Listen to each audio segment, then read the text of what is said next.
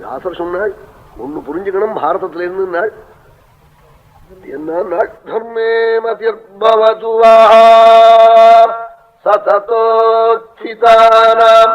நித்தியம் படுக்கையை விட்டு எழுந்திருந்த உடனே பாரதத்தை நினைச்சு தர்மம் ரட்சிக்கும்னு புத்திய ஒரு நம்பிக்கை அடையினார்.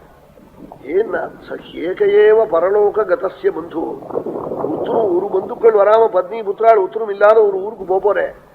அந்த ஊருக்கு வேற உத்தரம் வரமாட்டா, தர்மம் தான் வரும். அவன் தான் பந்து உனக்கு. அங்க ஒண்ணும் இல்லையா, தர்மம் இல்லாம அங்க போனேன்னா உதைப்பனங்க. சஹேகையேவ பரலோக கதஸ்ய பந்து.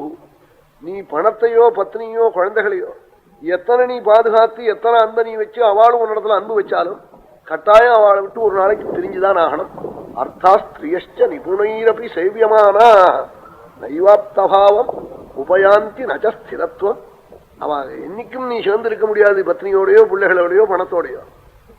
விட்டுட்டுதான் பரப்பண்ணம். ஒன்னு அவ முன்னாடி ஒண்ணு நீ முன்னாடி பரப்பிட்டுதான் ஆகணும். ஒன்னு சொத்து போயிடும் நீ இருக்கிற போது, அல்லது நீ சொத்தை விட்டுட்டு போயிடுவேன். தர்மம் இருந்தா சொத்து இருக்கும், இவன் விட்டுட்டு போடுவான். கடைசியில பிரிஞ்சுதான் ஆகணும். தர்மம் ஒண்ணுதான் கூட கூட வரும். இதை ஞாபகம் வச்சுக்கோண்டாள். சிவவாக்கியரும் சொன்னாள். அவன் தமிழ சித்தரவர் ஆடு நாடு தேடினும் ஆனசேன தேடினும் குடிவாசி தேடினும் குறுக்க வந்து நிற்கணும். யானே சேனே குதிரை ஒட்டகை பதாத்தி எல்லாம் இருக்கு. நீ பரப்டையானா பரலோகத்துக்கு கூட ஏதாவது வருமோன்னாள். எல்லாம் கண்ணால ஜலம் விட்டு இருக்கோம். பின்ன எது வரும் நாள் ஓடிட்ட பிச்சையும் உகந்து செய்ய தர்மமும் சாடி விட்ட குதிரை போல் தர்மம் வந்து நிற்குமே. தர்மம் வந்து நிற்குமே விட்டாள். அவன் அப்படியே கழவன் வயசான கழவன் பிச்சை காப்பம் ஆத்து வாசல்ல நான் உள்ள போய் அரிசி எடுத்துன்னு வர போயிருப்போம். வரேன்னு சொல்லிவிட்டு அவன் காதுல விழாது. இல்லைன்னு சொல்லிவிட்டான்னு வேற தெருவுக்கு போயிடுவான். வாசல்ல வந்து பார்த்துட்டு அந்த அரிசியை உள்ள போடாதே அடுத்த தெருவில் கொண்டு போய் பார்த்து போட்டுவான். மூடியிட்ட பிச்சையும் நம்பி செஞ்ச தர்மம் வந்து நிற்குமே பரலோகத்துல. அதை நம்புதுன்னு சொன்னார் சிவவாக்கியம். ஆண்களெல்லாம் எத்தனை பிரகாரமா நம்ம சித்தத்துக்கு உபதேசம் பண்ணணுமோ அப்படி எல்லாம் பண்ணியிருக்காள்.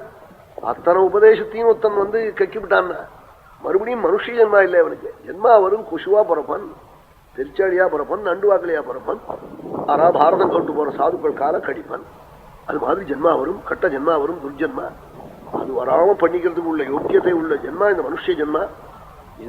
இதனால தர்மேமதி பவத்துவ சததோத்திதானாம். இதை புரிஞ்சுங்கன்னு சொன்னாள். இப்படி லட்சம் கிரந்தம் 18 பர்வா எல்லாம் 18. அதனால சில மதத்துக்கு 18 கண்டா பிடிக்காதுன்னு. கீதை 18 அத்தியாயம், 18 நாள் யுத்தம், 18 அட்சோகிணி எல்லாம் 18 மகாட்சேமம். இது இந்த 18ங்கிறது அது வந்து சில மதஸ்தாளுக்கு இந்த 18ங்கிற நம்பிக்கை எண்ணிக்கையிலேயே துவேஷம் உண்டு. அப்படி இல்லாம இருப்பாள். அது நமக்கு விஷயம் இல்லை.